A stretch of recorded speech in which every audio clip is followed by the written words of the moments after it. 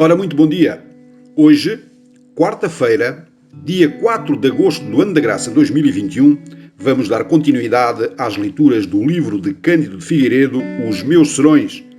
Trata-se de uma autobiografia, de uma obra póstuma que foi publicada pela Livraria Clássica Editora em 1928.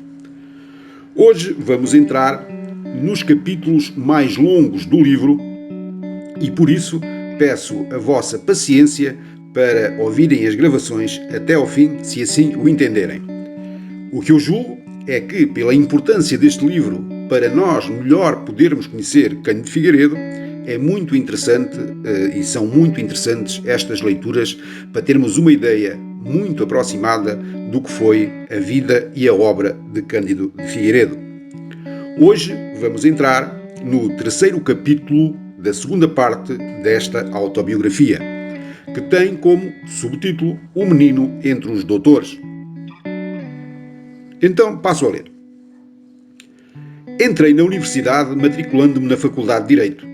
À porta férrea, não sofri, como novato, a brutal costumeira do canelão, porque dela me livrou a proteção de veteranos. Entre os veteranos que se me deparavam naquela faculdade, muitos havia que depois se notabilizaram nas letras, na política, no foro, no professorado. Teófilo Braga, Marçal Pacheco, Índice Ribeiro, Júlio de Vilhena, Eduardo Alves de Sá, Lopo Vaz, Emílio Navarro, Adriano Antero, Manuel da Assunção, Guerra Junqueiro, João Penha, Batista de Souza, Lopes Praça e Vicente Rodrigues Monteiro. Decorreu serenamente, sem episódios memoráveis, o meu primeiro ano de universidade. Tomavam-me o tempo, discretamente, repartido, os estudos do direito romano, do direito pátrio, do direito civil e o cultivo das belas letras. Boas pessoas os meus lentes. Um deles tinha um não sei quê de pintoresco que lhe prejudicava os méritos. Aqui façam à parte, muitas vezes Cândido de Figueiredo utiliza a palavra pintoresco. É mesmo assim pintoresco e não pitoresco. Continuando a leitura. Era um homem alto, desajeitado, escuro e vesgo.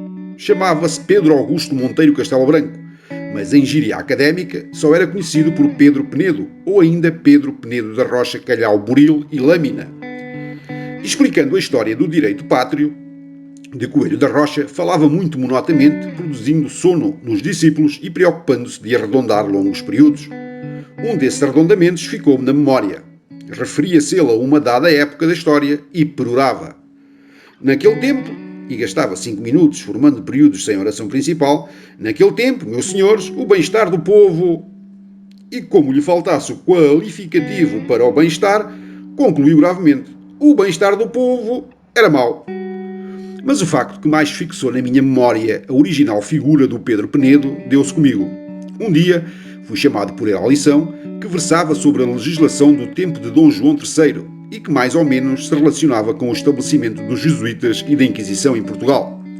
Ora, eu conhecia um pouco a história geral da Inquisição e, como esta se prestasse a longo palavreado, achei oportuno fazer eloquência, deixando para segundo lugar os juízes da vintena, ponto concreto da lição daquele dia.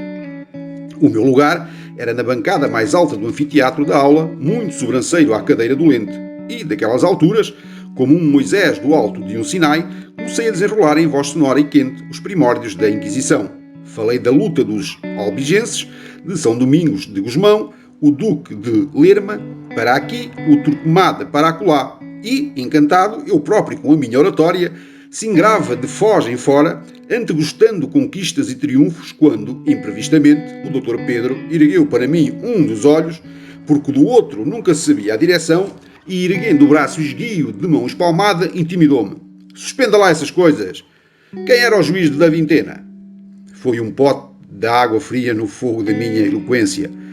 Chamado à realidade das coisas, lá consegui explicar o que era o juiz da vintena, mas ficou-me o receio de que o desamor dolente à minha eloquência depois se refletisse desfavoravelmente nos meus exames ao fim do ano. Mas não. Os 3 respectivos professores daquele ano houveram por bem aprovar-me, dando uma classificação de distinto. Verdade é que o lente de filosofia do direito, Dr. Rodrigues de Brito, se mostrara satisfeito comigo, desde que falei as estupinhas sobre a mutualidade de serviços que era o seu tema dileto. E o lente direito romano, Dr. Bernardo de Albuquerque, recebera lisonjeiramente o meu opúsculo Generalização da História do Direito Romano. No ano imediato, sobre matérias de economia política ou de filosofia do trabalho, como queria que disséssemos o respectivo lente, Dr. Nuno Giraldes, escrevi e publiquei um volume A Liberdade da Indústria nas suas relações com a economia política e com a história da civilização. Creio que o livro contribuía um pouco para que eu, no segundo ano, tivesse classificação ainda superior à do primeiro ano, pois fui premiado com a CECIT. Esta mesma classificação mantive no terceiro ano, em que publiquei um estudo de Direito Administrativo sobre o título de O Município e a Descentralização.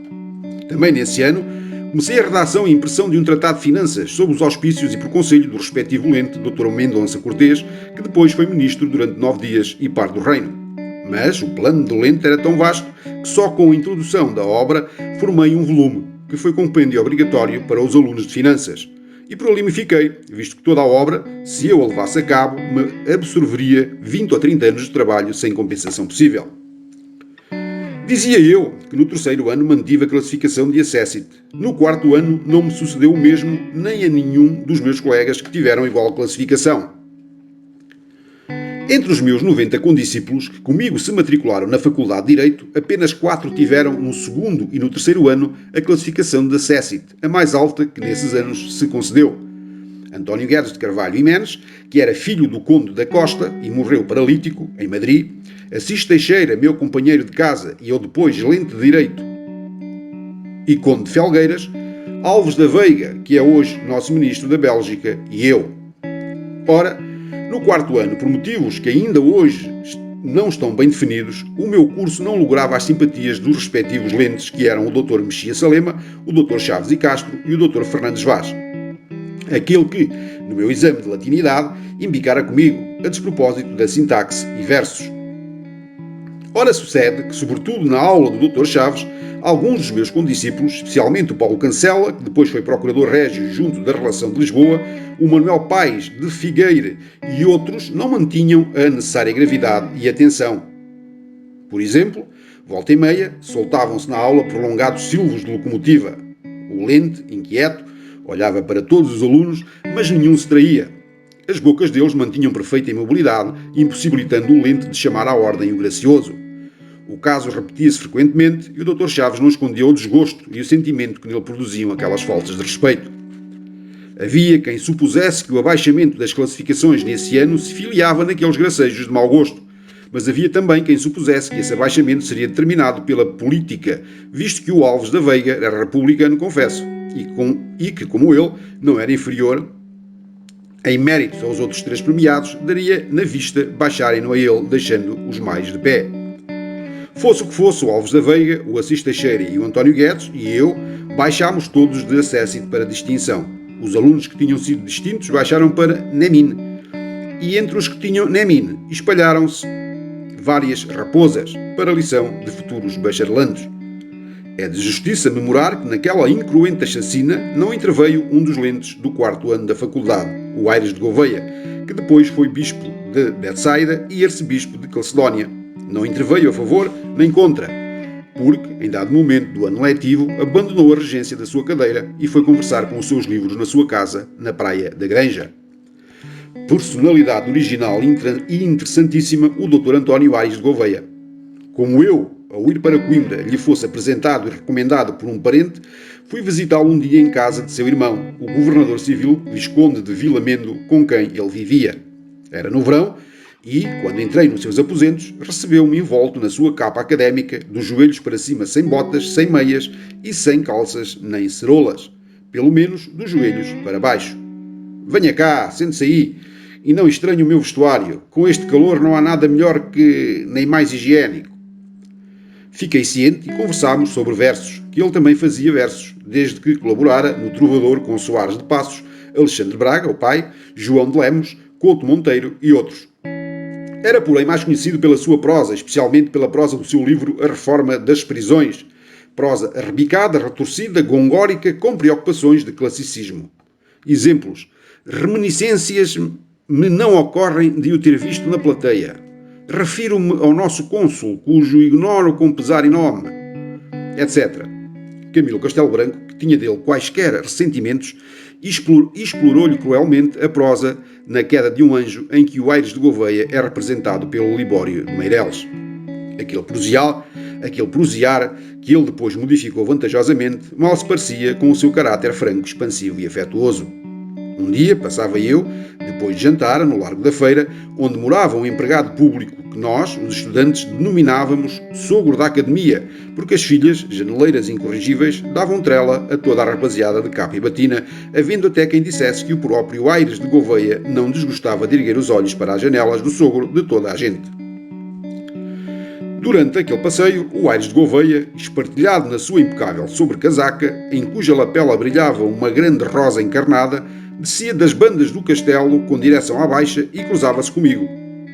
Cumprimentei-o, soltando dos ombros a minha capa como era do estilo, e ele amavelmente: "Então, que se faz, Figueiredo amigo?" "Passei um pouco." "Passei ou namora?" "Passei, Sr. Doutor, enquanto o toque da cabra me não chame para a companhia dos livros." "Pois namora, meu amigo, namora. Olhe que o amor é como o vinho, de verão refresca e de inverno aquece. Até amanhã." E seguiu o seu caminho por quebra-costas até à Baixa. Nesse tempo, ainda ele não era padre, nem desadorava diversões profanas, e até se dizia que na sua regência da cadeira de Direito Eclesiástico tinha às vezes frases de pouco respeito para com a religião do Estado, que chamava às procissões preces passeadas, que afirmava ter custado rios de dinheiro a canonização de Santa Isabel, etc. Estes boatos, e o assegurar-se que ele pertencia à maçonaria, em que tinha o nome de Eurico, naturalmente o prejudicaram depois em Roma, quando a Santa Sé recusou confirmá-lo na dignidade de bispo do Algarve, para que foi proposto pelo governo de José Luciano de Castro. Já, porém, era padre quando foi meu professor no 4º ano da Faculdade de Direito, e nunca lhe ouvi palavras atentatórias das praxes universitárias, salvo se não era da praxe combater, como eu ouvi combater, a incompatibilidade entre a profissão militar e a profissão eclesiástica. Foi logo no primeiro dia das aulas daquele ano. Eu preparava-me para ser o sementeiro do curso, na disciplina professada pelo Dr. Assis, isto é, em Direito Eclesiástico. A parar aos meus lápis e, sentado no meu lugar, estendia diante de mim o papel em que devia tomar nota das explicações e comentários, feitos pelo Lente à doutrina do compêndio. Do compêndio.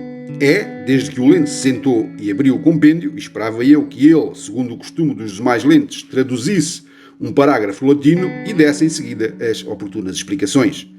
Em vez, porém, de traduzir o parágrafo, leu-lhe apenas o título e desatou numa tal rajada de eloquência, com a sua característica e original intuação, que eu, surpreendido e encantado, era todo ouvidos e não mais me lembrei de tomar apontamentos. Este parágrafo do nosso compêndio, dizia o Lente, trata da incompatibilidade da ordem eclesiástica com a vida militar. Mas quê? É lá admissível tal incompatibilidade? Porventura, o Dom Prior de Alcobaça, quando o inimigo assolava as nossas feracíssimas veigas, não sofredou o saial e, de montante em punho, não se foi de arrancada por esses campos em fora? Porventura, o Templário, e nesse diapasão, empolado e ardente, falou, até que o Bedel foi anunciar que tinha dado a hora. E eu não fiz sebenta, nem mais pensei nisso. Quando meses depois o Dr. Aires de Gouveia se despedia dos seus discípulos, todos eles sentiam que tinham um amigo e acompanharam-no até ao embarcadouro do comboio, em que o Lente, deixando a sua cadeira, ia residir na sua casa da granja. Antes de subir para o comboio, tão comovido estava com a gentileza dos seus alunos que as lágrimas lhe saltaram espontâneas, e então observava: "Há quem diga que sou severo, e afinal parece que me chegaram cebola aos olhos." Subiu para o comboio e, da janela do seu compartimento, enquanto o comboio, afastando-se, era visto da estação, o Dr. Aires não deixa de acenar com o seu lenço branco, como namorada que se afastasse para longe dos seus amores. Os seus verdadeiros amores era a riquíssima biblioteca que ele tinha na granja, acomodada no subsolo por causa dos incêndios. O Dr. Aires de Gouveia lia muito e anotava tudo. Dos livros portugueses, antigos e modernos, extraía e registava quantos vocábulos se lhe deparavam desconhecidos dos dicionaristas. E quando eu organizava o novo dicionário, pôs galhardamente à minha disposição milhares de indicações utilíssimas. Nos últimos anos, já depois dos seus 80, publicou ele um grosso volume a respeito dos Lusíadas, e que subtitulou Ensaio de Crítico às Críticas, obra de largo saber e judicioso critério. Mas o mais notável é que também depois dos seus 80 publicou num grande volume a sua tradução em verso de muitos carmes amorosos de Tíbulo, Catulo e Propércio.